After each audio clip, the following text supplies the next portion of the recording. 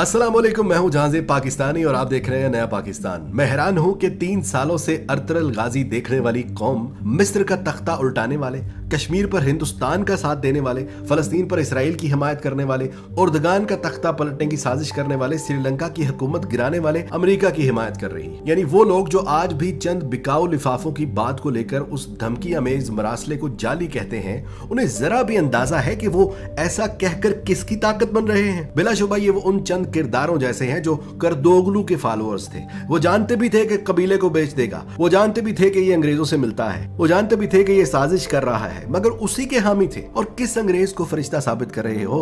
उसी को जिसने कजाफी को सिर्फ इसलिए मार दिया कि उसने डॉलरों की बजाय सोने के सिक्कों में तिजारत का ऐलान किया था। उसी को जिसने शाह फैसल को सिर्फ इसलिए मरवा दिया कि उसने मुसलमान ममालिक को इकट्ठा करने की बात की थी। उसी को जिसने भुट्टो को इसलिए मरवा दिया कि उसने अक़वाम मुत्तहिदा में अपनी कौम का फैसला खुद करने की बात की थी। जब से कप्तान रूस गया तब से ये धमकियां हर रूप में मिलती आ रही थी। मैं सोशल मीडिया देखता हूं, मैं अखबारात देखता हूं, अगर अंग्रेजी जुबान आती हो तो सुनो उनकी बातें, वो क्या कहते आ रहे हैं। क्योंकि 50 साल बाद उनकी तवक्को के खिलाफ इस धरती पर कोई ऐसा सपूत आया है जिसने बराबरी की बात की है, जिसने आजाद खारजा पॉलिसी की बात की है, जिसने कहा है कि मैं सिर्फ वही करूंगा जिसमें मेरे मुल्क का फायदा है और मैं किसी की जंग नहीं लड़ूंगा, मैं अब मजीद अपने बंदे नहीं मरवाऊंगा। और उसी शख्स पर शक कर रहे हो कि वो झूठ बोल रहा है। क्या ही बदतरीन सवाल है हम पर। जहालत की माउंट एवरेस्ट बन चुके हैं हम के बोगस में अपने ही मुल्क को कमजोर करने पर तुले हैं। सुभान अल्लाह। जानते हो मैं क्यों इमरान खान को सपोर्ट करता हूं? क्योंकि मैं तारीख पढ़कर समझ चुका हूं कि गोरी चमड़ी वाले हमें पांव का जूता तो बना सकते हैं पर गले से नहीं लगा सकते। और चंद लोगों के कहने पर जो मुझे सर का ताज बना रहा है, मैं उसे छोड़कर उनकी गुलामी करूं जो आज भी बर्रे सगीर को गुलाम कौम समझते आ रहे हैं। दिमाग खराब है मेरा। फिर सोचता हूं कि भले कलमे के नाम पर पाकिस्तान बना था, पर अफसोस है कि वो जज्बा हम में नहीं है जो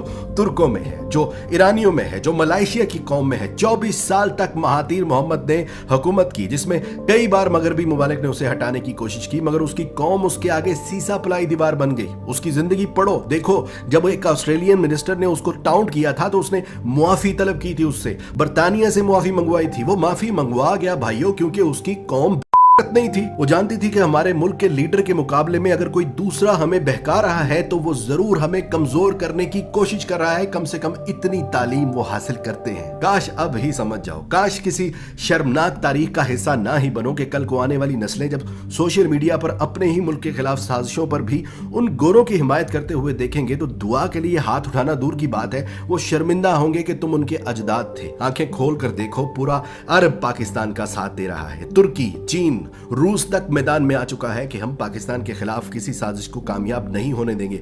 अल्लाह तो मदद भेज रहा है पर हम ही अंधे हो चुके हैं। उनके जर खरीद गुलाम हमें भिखारी कहें, ये हमें गुलाम कहें, ये हमें मजबूर कहें, ये हमें मस्कीन बना दें, फिर भी हम उनमें अपने मुल्क की बेहतरी देखें। 50 साल गुजरने के बावजूद ये जहालत नहीं तो और क्या है मेरे भाइयों। लेकिन जितना दुख मुझे इमरान खान के खिलाफ बातें करने वालों पर है, उतना ही फख्र मुझे उन वज़रा पर है जिन्होंने करोड़ों की ऑफर्स ठुकरा दी, उन्होंने अपने जमीर को नहीं बेचा। फख्र है उन अनपढ़ सपोर्टर्स पर भी जिनके पास भले डिग्रियां नहीं लेकिन हुब्बुल वतनी इतनी है कि वो अपने वतन के लिए जान दे सकते हैं। जब तक नहीं जागोगे अपना फर्ज समझकर मैं कोशिश करता रहूंगा, जगाता रहूंगा, ताकि कयामत के दिन मैं सुरखरू रहूं कि मैंने खुददारी को चुना, मैंने सिर्फ अल्लाह और उसके हबीब की गुलामी को चुना। मेरा दाता अंग्रेज नहीं था, मेरा दाता अर्श वाला है। मैं किसी इंसान का गुलाम नहीं था।